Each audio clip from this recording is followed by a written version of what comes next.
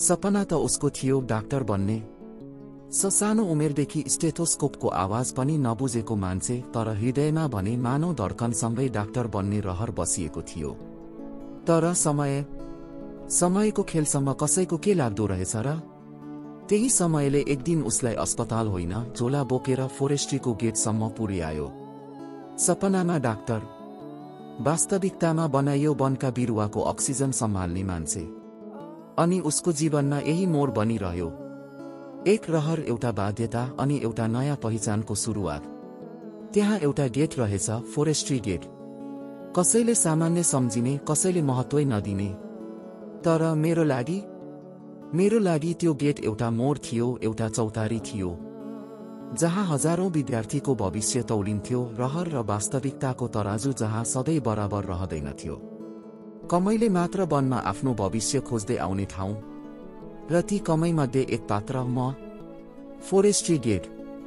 दैनिक हिँड्दा कहिलेकाहीँ लाग्थ्यो, यो गेट के गेट मात्र हो कि संसारभरि भट्किएका मानिसका मनसायहरू जमाएर राखिएको एउटा मौन चौतारी? यहाँ भेटिने मान्छेहरूसँग कति फरक रङका कुरा। कोही राम्रो बाटोका कुरा गर्थे, वनलाई माया गर भविष्य छ भन्थे। कोही भने नराम्रो बाटोका कुरा, यहाँ बाटो छैन, यहाँ सङ्घर्ष मात्र छ। तर अन्तिम निर्णय त आफ्नै मनले गर्नु थियो। कुन बाटो, कुन दिशातिर? र अफसोस, मैले रोजे एक्लोपनको बाटो, जहाँ जन बाटोमा त म हिँडिरहेथे, तर मनमा भने अलिकति टाढा, अलिकति तासिएको, अलिकति चिसिएको बाटो थियो। त्यही बाटो जसले एक दिन मेरो हिँडाइको निर्णय बन्यो। लोग्नेलाई कसैले केही भन्यो भने सुन्नै पर्छ भन्ने संस्कारमा हुर्किएको म। तर यहाँ बाहिरबाट कसैले केही भने पनि फरक पर्दैनथ्यो, किनकि हरेक शब्दभन्दा ठूलो थियो आफ्नै मनभित्रको आवाज। म चाहँदैनथे सपनाका रहरहरू भित्तामा टाँसिन, तर के गर्नु, सपना पूरा गर्न भित्तामा नटासेर त हुन्न रहेछ। कहिले काठे कागज बनेर, कहिले सूचना बनेर, कहिले असाइनमेन्ट बनेर, कहिले ठ्याक्कै अनुशासन बनेर। डाँडा काँडाबाट नियालेको आफ्नो गाउँ, त्यो आकाश, त्यो सास फेर्ने खुला हावा, जहाँ परेवा पनि मन खुलेर उठ्थे। तर कोठाको झ्यालबाट नियालेर हेर्दा सहर उति साह्रो खुला लाग्दैन रहेछ। लाग्छ सुन जस्तो चम्किलो देखिने ठाउँमा भित्र खरानीका कोहोलाहरू पो रहेछन्। मित्र भन्ने आशामा नजिकिएका केही शत्रु नै निस्कदा रहेछन्, र शत्रु सम्झिएका केही सत्यका कठोर शिक्षक। कसरी जीवन चल्दो रहेछ यो मैले त्यही बुझ्न थाले।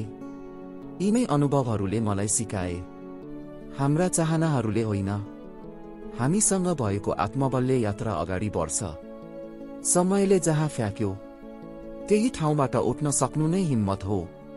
सफा बाटो त सबैलाई देखिन्छ, तर काँडेदार बाटोमा हिँडेर रगत र पसिनासँगै भविष्य बनाउने हिम्मत कमैले मात्र पाउँछन्। आज फोरेस्ट्री गेटमा उभिँदा मलाई डाक्टर बन्न नपाएको पीडा छैन, किनकि म आज जहाँ छु त्यहीबाट कसैको अक्सिजन बचाइरहेको छु, कसैको भविष्य बोटमा पलाइरहेको छु, कसैको जीवन छायामा टिकिरहेको छु। अनि यो काम यत्तिको शान्त, यत्तिको गहिरो र यत्तिको अर्थपूर्ण, सपना नठहरिएको सपना जस्तै लाग्दो रहेछ।